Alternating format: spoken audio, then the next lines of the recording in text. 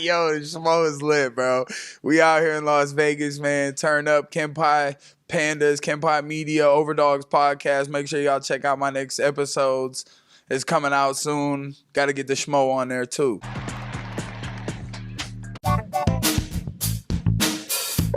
This is the Schmo with the Pro, with one of the most dangerous humans on planet Earth. He's the king of violence, the man with the hands, Platinum Mike Perry, here at the Cosmo, Las Vegas, Nevada. How we doing? Hey, what's good, bro? I'm a little hungover, not gonna lie, but I think I woke up like a champ, man. I was going in the bedroom. I was singing and dancing with my babies. I got my kids out here in Vegas, and but me and the wife have had an amazing time with Kenpai Pandas. Have been, oh my God, what a party last night. It was amazing. Not really sure how much I remember.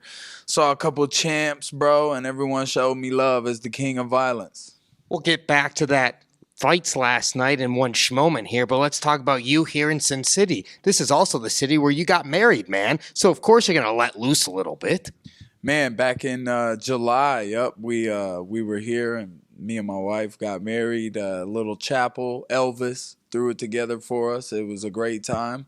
Happy to be back. It's definitely something about Vegas that has our hearts. It's nice to come here, but I don't think we could live here.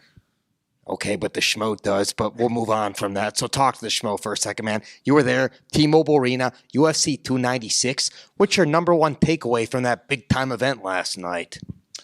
Man, I think I did start a FJB chant. I thought that was fun. That was you. That was me. I had the president laughing over there. He didn't really see me, or I was a little upset he didn't send someone over to come get me and say hi to the king of violence, man. But anyways, that's Donald Trump. Yeah, the big guy, man, the big kahuna. He, I thought the fights were, just watching people laying on the ground all night. Like, oh, gosh, where's the fight? It wasn't very exciting. Karate combat was very exciting the other night. Lots of knockouts, lots of scraps, like people battling it out, going for the fights, And then in the main event, in my opinion, Leon fought smart. Yes, as he always does. I don't know of anyone that can outsmart him in there. And yes, Colby said what he said to try to get Leon to be more reckless, in my opinion, and so that he wouldn't fight as smart and he would actually go for broke. And that's not what we saw. We saw Leon be smart. We saw Colby be so he didn't do anything. He didn't try. And then, I'm like, damn, bro, how do you give this guy the last 2 minutes of the fight? Leon got caught in a bad position at the end. Colby was on top and he just held that position, and you let that guy sit on top of you for the last 2 minutes. And yes, Leon won every moment of the fight, in my opinion, until the last 2 minutes, which was stupid. And, respect to the champ, but all the fights were boring. Well, what do you do next if you're Colby Covington? You've trained once upon a time in MMA Masters, and with that guy, Colby Covington, where's he go from here? Because now he's had 3 title chances, and he's come up short in all of them. Yeah, I don't know where he goes. I mean, that wasn't much of a fight. He talks a lot of shit, but he didn't back it up. Colby Chaos Covington. Did you catch that? I don't know. But anyways, who cares, man? The guy, you watch the guy fight just because of what he says, like his talking, it's different. Like I try to talk, I try to entertain a little bit, but when I get in the fight, when I get in the ring, that's where it's at, baby. That's the entertainment part of it. That's the whole point. Well, speaking of entertainment, there was a great fight that happened in the stands, in the crowd. Sean Strickland, middleweight champion, Dricus du Plessis. They put him on the screen. Du Plessis was, 2 rows behind him. Sean Strickland moves the kids, moves Gilbert Burns' kids, and he engages in something. What do you make of that? I love that. I've only seen the videos. I don't even know if I was there yet when that happened, but the fact that he did that, he asked the kid to move, he jumps over and starts wailing punches. Hilarious. That's America's champ right there, man. He did his thing, and that was probably the more exciting thing that happened in the fights last night. So, that the Sean Strickland at the press conference, that press conference was probably a little better than anything I heard from the actual fights that happened. The press conference for the fights that are gonna happen in the future with the Sean Strickland card against Duplessis. But that's gonna be a great fight. Duplessis wants all the smoke. Yes, he jumped over and started wailing. Them guys are gonna go at it. It's gonna be great, man. January 20th, Toronto. It is going to be a banger. But Sean Strickland, you guys get your spar in yet over here in Las Vegas? No, we didn't, man. We you know, I haven't even got to see the guy. I hope he comes at me like he did Dricus Duplessis. I hope we just get right to it and we just fight. He said he wouldn't do it bare knuckle, but he looks like, looks like he's thinking about it now. So maybe we'll just fight. I like Sean. I think he likes me. But that's what we do. We love to fight. And that's what fighting is about. That's what being a fighter is about. And we didn't see any of that in the cage, in the octagon last night, as far as I'm concerned. The only thing that happened was Sean Strickland trying to fight Duplessis, and they jumped right on that and stopped the show, So, man, I might be back soon. We're looking at like maybe a February return. So stay tuned for the real King of Violence, baby. Those are the best fights on the planet. An ideal matchup? Some of the guys maybe that you recently called out. Who do you think would be fighting in February? BKFC, King of Violence belt on the line.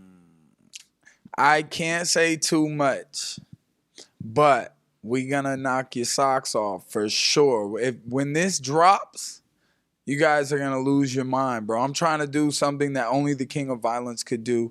Obviously, it takes a couple to tango, and these other guys are going to come in and help us make an amazing show, an amazing event in an amazing country. So I'm looking forward to it, and just stay tuned. I think the news will drop soon. I think it's going to happen. Something hybrid with karate combat, and maybe it was a name that you shouted out. We're not giving it away here. We're just, giving the people a little taste, a little nibble on something. It's more than you guys can fathom, bro. Like, it's really the next biggest event in combat sports right now. It's going to be huge when it drops, and maybe I could say I might fight twice in one night. Wow, it's like Pride Rules, but modern day. Yeah, it's going to be amazing, bro. Just, I can't say too much. I wish I could, man. I'm really excited. And as far as the names go, I don't think they were on the radar, really. Maybe one was, but, we'll see. I think it's coming together. Sounds spectacular. There's only one and only Platinum Mike Perry. They don't make them like you anymore. Hey, brother, I am an OG now. I think I've always been an OG. I've always carried myself as this way. And, we still rising up. I'm trying to be more perfect. I'm trying to be more better, and keep teaching, show the ways of the real men. The UFC recently announced April 13th the date for UFC 300. It'll be here in Las Vegas. Why haven't they announced Conor McGregor? You faced off with that guy inside the BKFC squared circle. You've locked eyes. Michael Chandler, not sure if you bumped elbows, rubbed shoulders with him, but he was also at T-Mobile Arena yesterday. Isn't that the fight to make? What's going on? What do you hypothesize? Conor can fight anyone he wants. I mean, I think the Chandler fight is kind of a setup for Conor to, sit him down. And, I mean, yeah, it's kind of like a Chad Mendes, in my opinion, where Chad could wrestle and Chad took Conor down. But Conor can grapple. He really can.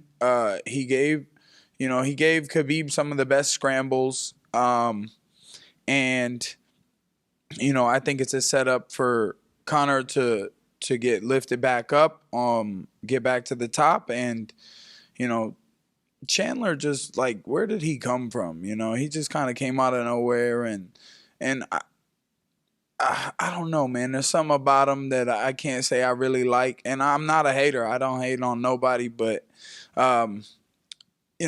whatever, man. We all want to see Conor get back in there, have a good fight. And he can fight. It's whoever he chooses to fight. I'm sure it'll be a great show. And you know, it won't. It's nothing like when the king of violence steps in there, though. I gotta toot my own horn, man. It's one of the nice looking belts in all professional sports, the Kong Pai Pandas podcast. Can we get a final message? Yeah, we're looking at that right there. What that is? You know what that is? That is one of the greatest power-ups in anime history. We're talking the 8 gates of hell. We open the doors, and each gate gives you more power than ever before. And yes, he did not win this fight, but it's a learning moment, and you got to take the lessons as they come. And when you gain new power, you have to aim it in the right direction. And we're going up. We got new power, we got new experience, new lessons, and we take that and we go up with it.